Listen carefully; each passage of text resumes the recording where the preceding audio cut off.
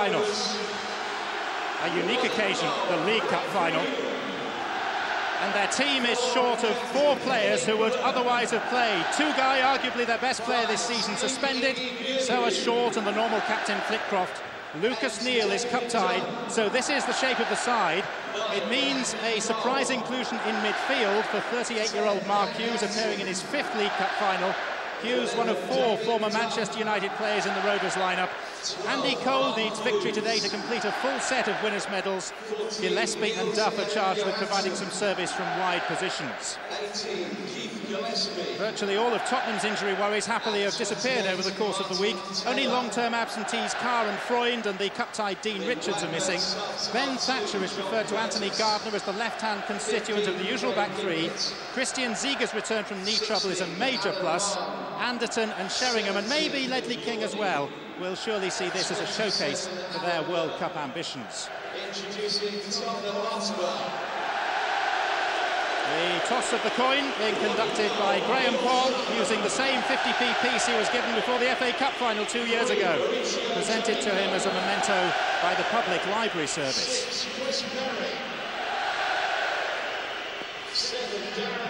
Ron Atkinson, twice a League Cup winner, is with me. Ron, both your wins in this competition came against Manchester United teams that included Mark Hughes, and there's a midfield role for him today.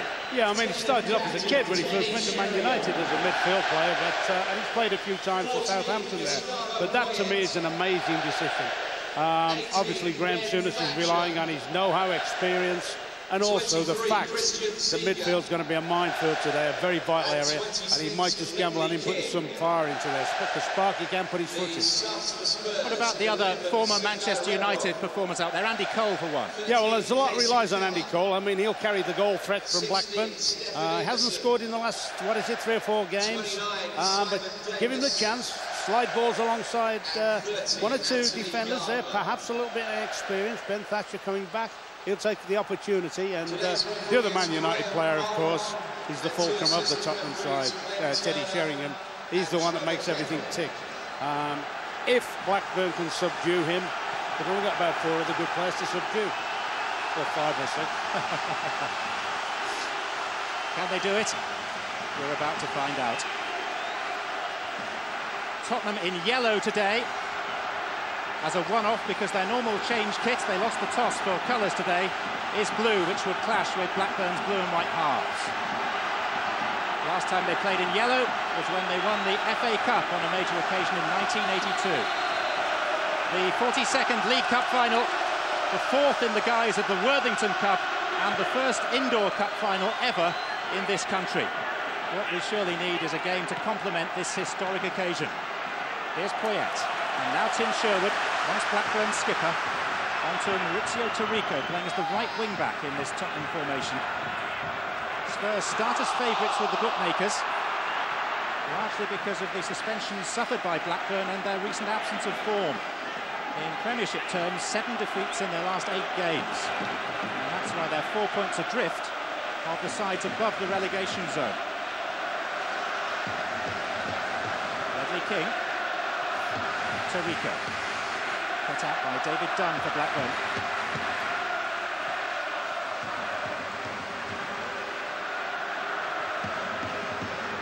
Sherwood. Yeah, that's what they do so well. That's something that I wonder how Blackburn will cope with when Tottenham starts switching the ball from midfield, changing the picture and getting their wide wing-backs into play. First touch there in passing for Mark Hughes in midfield. Here's Gillespie, yet another former Manchester United player. Yeah, I mean, we would talk, I would think that the biggest problems are going to be by Tottenham's passing and creative ability, but they've got 2 wingers, Blackburn, in Gillespie and Duff, that if they're in the right frame of mind, if they take the, if you like, if they seize it by the scruff of the neck again, they're both capable of running defenders. And one thing Taricco and Ziegel don't like doing, they like to be coming forward most of the game. Don't like him to go back and defend.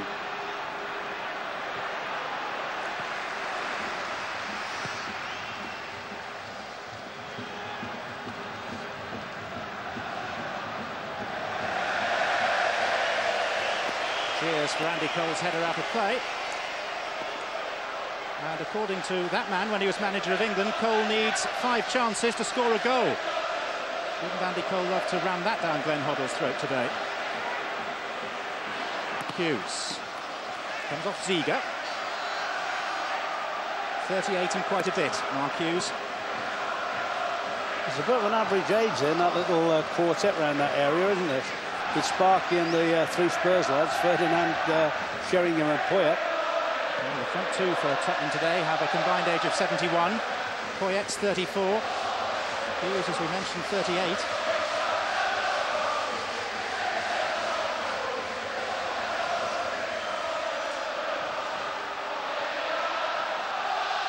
This is Hughes. Now Taylor, 6'4", and they call him tiny.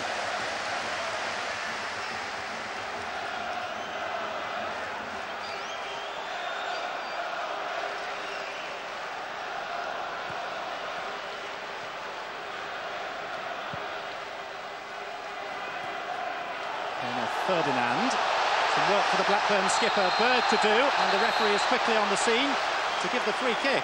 Andy wants words with Henning Berg.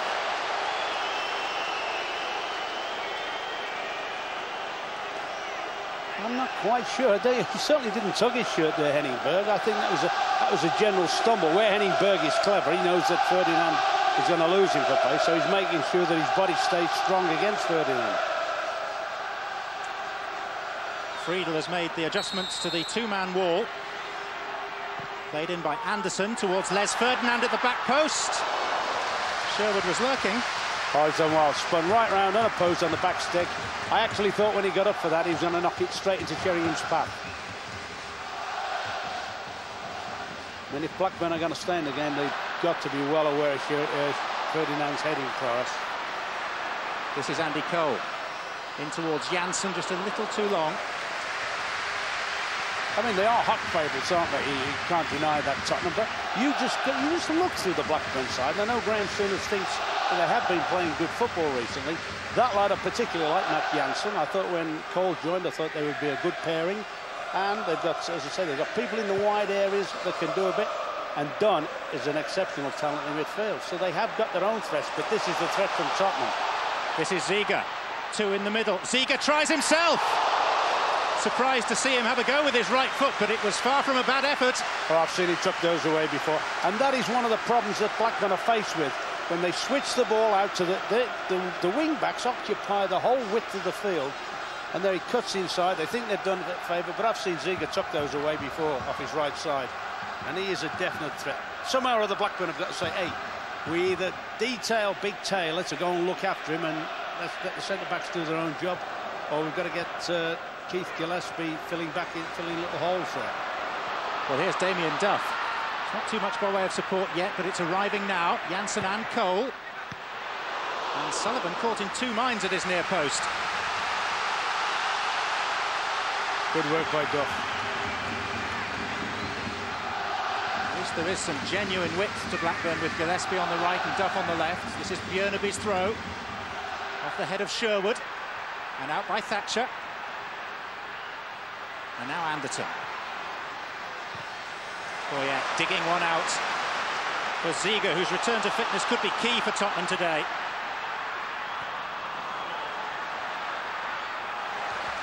Martin Taylor doing tidily. Yeah, Graham Souness will know all about the threat that they pose from wide areas, but I think he'll have to do something quickly about it. Right start by Tottenham. Here's Anderton. Met by Nils-Erik Johansson, the captain of the Swedish under-21 international side.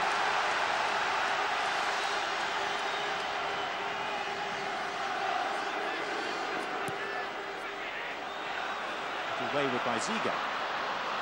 Very loose. Bit surprised to see Janssen run second there.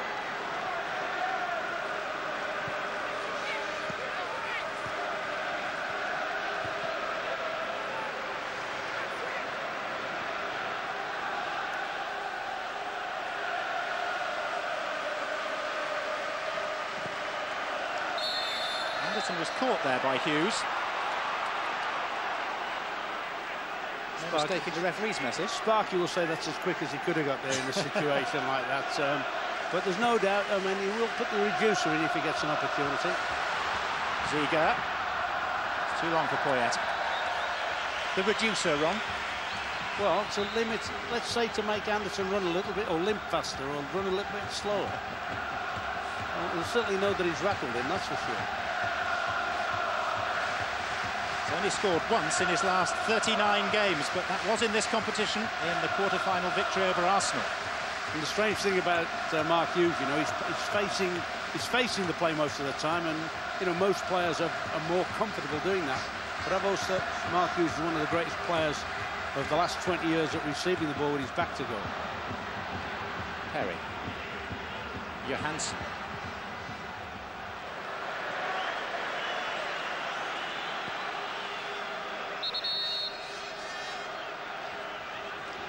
Been a good start for Tottenham, though. They've settled in well. Sherwood.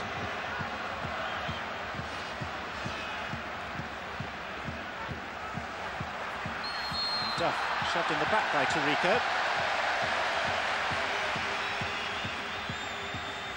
Maurizio Tarico, who was cup-tied for Tottenham's appearance in the 1999 final, when they beat Leicester City with a last-minute goal by Alan Nielsen. Tarico and Sherwood both in that boat. They joined the club too late in the season to be part of that League Cup winning campaign.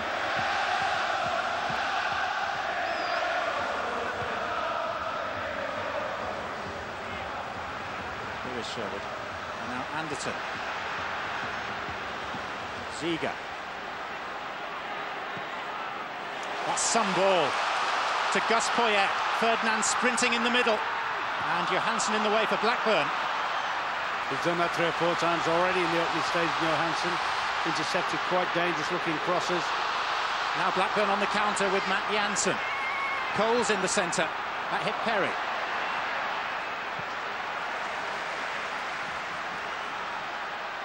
Blackburn have soaked up everything thrown at them so far. This is Mark Hughes. And Cole on the stretch couldn't quite make it. Yeah, it's unfortunate. Cunning ball there from Mark Hughes. Andy Cole's pulled on the shoulder of the last defender. He's flighted it in. It's only just short of being a good opportunity. But it's very difficult when you're playing 4 actual players in midfield against any team that plays with 5. You know, you say, shall we occupy the wing backs with our wide players and leave their 3 central midfield players one over? Watching Gillespie, you sometimes say narrow one of your midfield players down. Gillespie's getting in a position where he's neither. See that one through, not really a problem. Gillespie's getting in a position where he's neither attaching himself to Anderson when they lose possession or staying around Ziga. It's a problem for him. Hatchett's clearance. He's not allowed to run because the referee spotted an infringement, and it's going to be a free kick. Graham Poll, who's just come back from Italy, where he officiated in the UEFA Cup tie on Thursday night between Inter Milan and AEK Athens.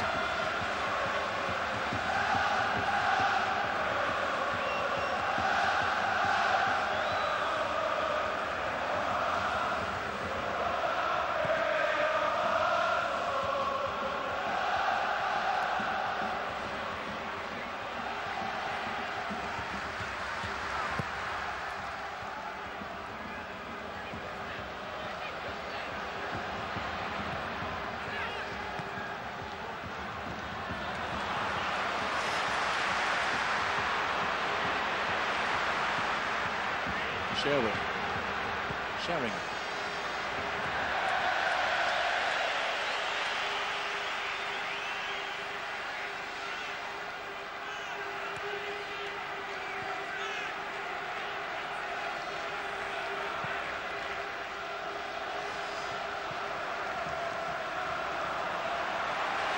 Nicely done by Ledley King. Less so by Sherwood.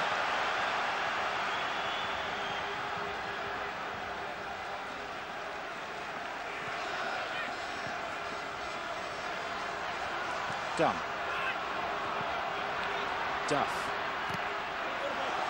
It's Tottenham's throw. It came last off Damien Duff. He's looked bright and bubbly, though, Damien Duff. Not as bright as bubbly as those two were. I mean, they're